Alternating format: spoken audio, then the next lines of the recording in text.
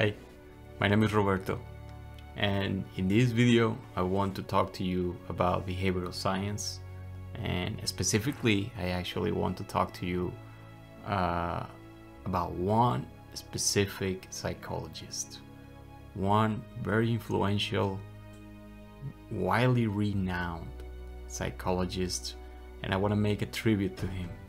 I'm talking about one of the largest exponents of psychological science, and that is none other than psychologist Albert Bandura. And I have to say that sadly Professor Bandura passed away just recently, but I dare to say happily he left behind an enormous amount of work that is, like I said, widely recognized. So in this video I want to just go over a bit of his work. I want to talk about what was specifically his main influence on my work, on what I do, on my ideas. So I thought the timing was proper because of course he's passing, but also because I have always wanted to talk about what I wanted to what I want to talk about in this video, which was, like I said, one specific piece of influence that he had on me based on one paper that he published. The paper that I want to talk about is one paper that he published in 2005, and the title of this paper is The Primacy of Self-Regulation in Health Promotion. So maybe you can already see why or how this inspired me. Literally, in the title is The Primacy of Self-Regulation. So I have to say, well, this paper was published in 2005. I did not read it until 2014, so almost 10 years later. But it made a huge impact on me. And at the time I was again trying to decide where I had to go with my career, what I wanted to do. And right now I just want to guide you about some key ideas that I found in this paper. And yeah, I just can say generally that I think this paper, which also reflects on the body of work of Professor Bandura in general, it reflects and it validates the importance of self-regulation in our lives. And I say self-regulation, but you could also know this in the term of self-management, self-control, self-anything. In the framework of this channel, also of self-primacy. But first things first, in this paper from 2005, the first thing to know is what I just mentioned, that actually Professor Bandura uses the terms of self-regulation and self-management interchangeably. He doesn't make any distinction. He doesn't this paper is not about defining these concepts, but he just does this. And this is something that I have seen in behavioral science on and on. There are so many concepts that overlap a bit, and they all, or most of them, start with the prefix of self, and then it's something else. And some of them are more specific, or try to be. Some of them are tailored to a specific context. For example, self-care has to do a lot with health, but self-regulation, self-management, self-care are usually referring to very similar processes. But I want to quote one part of this paper, because this quote changed my perspective, or I will say it confirmed a lot of the notions that I had at that time when I read it. And right now it has been more than 6, almost 7 years ago when I did. But this is the quote, and I will try to not paraphrase it a bit, but here it goes. It says, or Professor Bandura said, self-management is good medicine. And he said that if the huge benefits of these few habits that are implied in self-management were put into a pill, if that was possible, then it would be declared a scientific milestone in the field of medicine. That blew my mind when the way he put it. When I read it, I remember where I was, I remember how I felt. If you put self-regulation, if you put self-management, if you put self-care, if you allow me self-primacy mindset in a pill, and you could give it to people, you could give it to individuals, it would change their life, of course. Because what are we talking about? In the realm of health, you're talking about avoiding smoking, avoiding alcohol, staying physically active,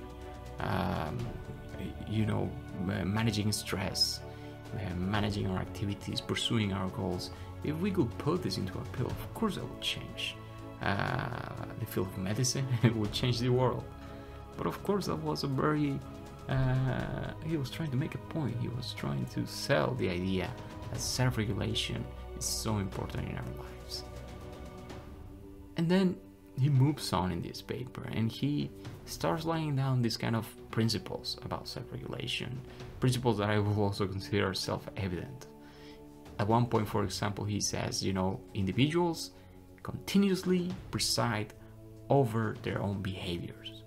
This is a reality. This is a fact. We are all controlling our own behavior at any moment. Sometimes we do it more consciously. Sometimes we just become aware of it and don't know exactly what to do. And most of the time we are kind of reacting to stimuli, or we're trying to kind of exert some control where we let ourselves go. But he was starting by this point.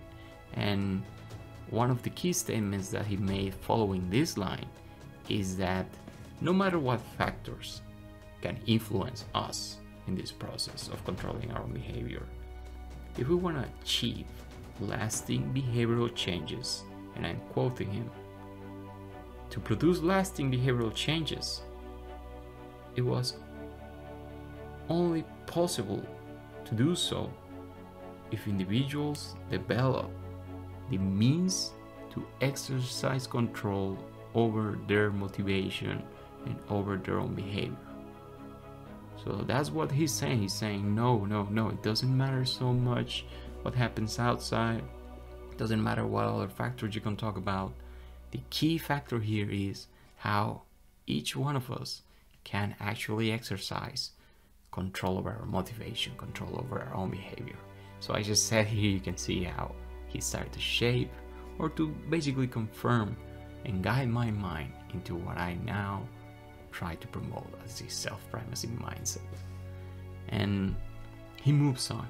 In this paper, then he starts talking also, he refers to core basic techniques and strategies related to self-regulation. And he starts talking, of course, about habits. He says, habits are not changed by an act of will. He says that it actually takes the exercise of motivational and self-regulation skills. So he's talking about skills, things we can train, things we can practice. And he refers to 3 generic functions of self-regulation. And he specifically refers to self-monitoring.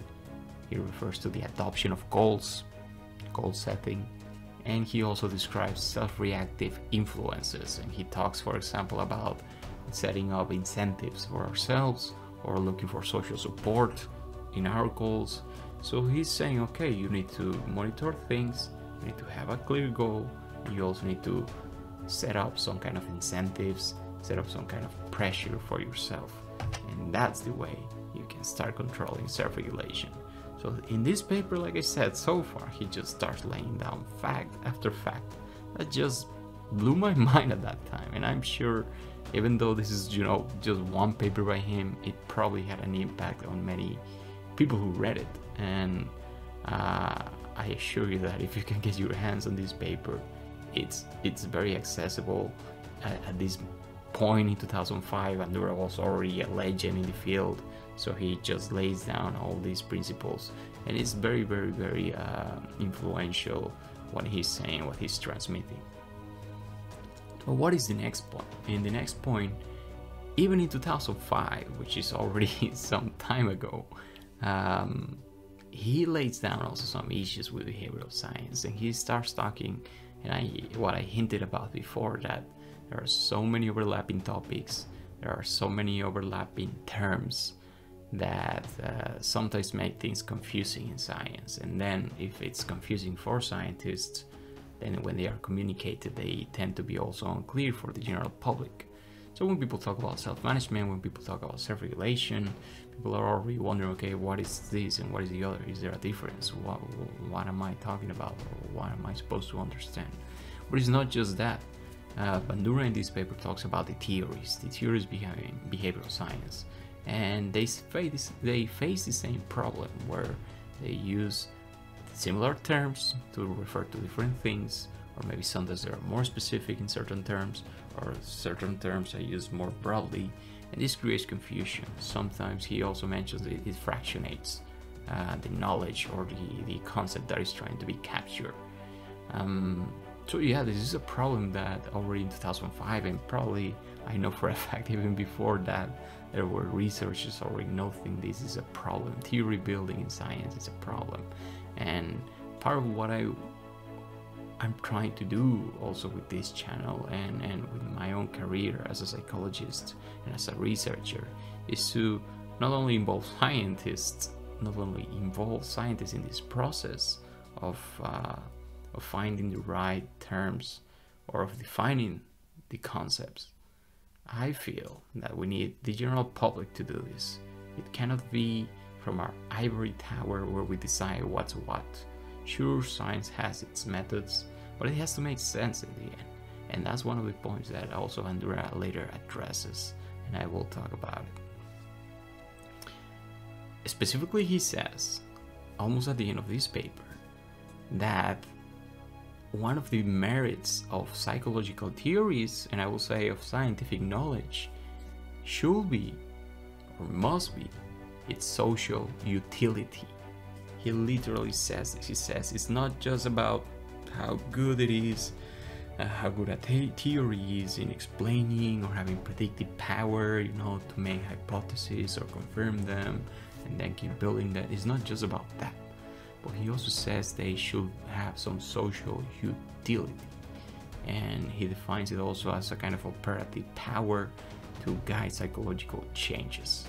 So if a psychological theory or a scientific knowledge, a piece of knowledge, a piece of refined knowledge that has already been tested and proved doesn't have some use for individuals in the society, then what's really its merit, And he says that this should be it. It should be usable by society and the individuals in it.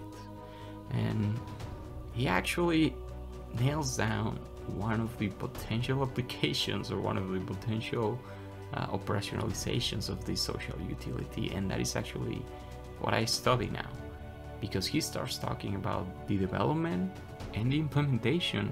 Already at that time it was possible of a self-management support system. He says through computers, through a computerized system, self-management could be supported for many individuals, and the system could be maintained, could be guided by one single implementer.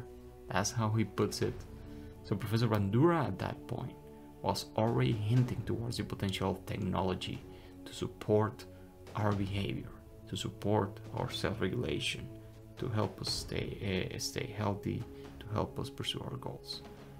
And this is one of the topics that I have been pursuing in my career so far, and I hope I get to continue to do this, because that's what's driving me so far. And keep in mind that in this platform I have been talking about behavior change and all of these techniques in a general way. I have not yet addressed how technology can support us, but because I also think that it's a skill, just like Bandura mentioned. We first need to learn a lot of things, we need to practice things, and that is not always that common, because we have not been taught to do so. But Bandura in this single paper addresses both points. He says individuals need to learn this, and then he also points out individuals can be supported if science develops theories, and those theories can be used to create systems. That is the social utility. That is where we want to go. We don't just want to predict behavior, we just don't want to explain behavior. We want to be able to give something to society, and that also had enormous impact on me, because now I want to apply the psychology. I want to make it reachable for people, and this is something that it really showed me the way of how I saw myself as a psychologist and how I saw myself as a researcher. And you know, the fight is still going on. I'm still trying to become that. I'm still trying to build myself in under that perspective. And I also try to promote it. I think it's something that the scientists we should do. So what can we conclude? Well, I can tell you, or like I told you at the beginning, you know, I really think that this paper specifically validates a lot of the potential of self-regulation, self-care, self-management, however you want to call it. But these processes of controlling our motivation, controlling our behavior, having some self-control, conscious self-control, systematic self-control, mastering ourselves, this is something that can really not just change our individual lives, but by doing so, and the more people that does that, we can also, of course, change society, our institutions. We can just make it more common to have these kind of processes, share experiences, and as you know, that is one of the pillars that I'm trying to promote. So anyway, I hope this relatively brief overview of this paper and this reflection on Albert Bandura's work gets you curious at least. I think if you can get your hand on this paper or on any of his works, which are widely available right now, I think you can really invest some time in it, and trust me, it's worth it. You can always find a good nugget that can help you think about your own process of self-regulation, of self-improvement. So anyway, I would also like to note that I have said before many times that I don't think science has all the answers, but especially in this video, I can say for sure that science can surely provide many of them. It can surely provide many answers, and if not, it can surely get us closer to answering all of them. So just think about it, try to use it for your own practice, and if you have some experiences that go different or that add up to what you find in scientific papers, just put it together. It can surely work well, and that's the ideal case. Make it, as Bandura said, usable for you. Give it some social utility. So anyway, I would love if you can share your thoughts about Albert Bandura himself, about his works. What do you think? What do you know? What do you want to know? I will be happy to share more about him and what I know or what I can find out about his works if you're interested. But as usual also, I would really appreciate if you can support this platform by liking the video, by subscribing to the channel, by leaving me a comment. And remember, I am trying to promote this mindset, self-primacy, that is actually about learning, about practicing, mastering, and about sharing strategies and techniques to control our own behavior. So, yeah, thank you as usual for watching this video, and I hope to see you again soon. Goodbye.